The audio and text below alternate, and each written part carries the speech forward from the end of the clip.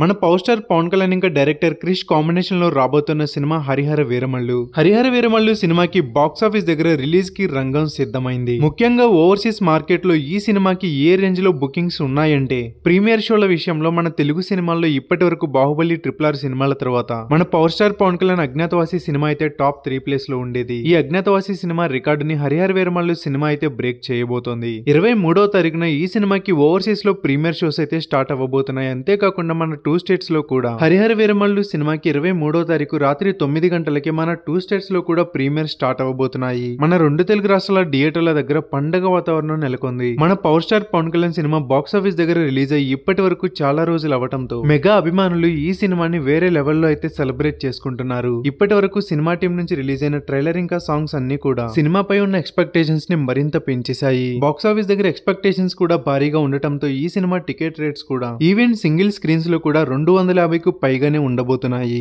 మన తెలుగు సినిమా వర్గాల సమాచారం ప్రకారం హరిహర వీరమల్లు సినిమా డే 1 రోజు ఇప్పటి వరకు బాక్స్ ఆఫీస్ దగ్గర ఉన్న స్టార్ హీరోల పాన్ ఇండియా సినిమాల రికార్డులన్నింటినీ బ్రేక్ చేయడం ఖాయమని సినిమా వర్గాలు కూడా అఫీషియల్ గా కన్ఫర్మ్ చేస్తున్నాయి. హరిహర వీరమల్లు సినిమా డే 1 రోజు ఏ రేంజ్ లో రికార్డులని క్రియేట్ చేయబోతోందని మీరు అనుకుంటున్నారు? మీ అభిప్రాయాన్ని కామెంట్ చేయండి. వీడియోని లైక్ చేయండి, షేర్ చేయండి. ఇలాంటి మరెన్నో లేటెస్ట్ మూవీస్, ఇన్ఫర్మేటివ్ వీడియోల కోసం ఛానల్ ని సబ్స్క్రైబ్ చేసి పక్కనే ఉన్న బెల్ ఐకాన్ని కూడా కొట్టండి.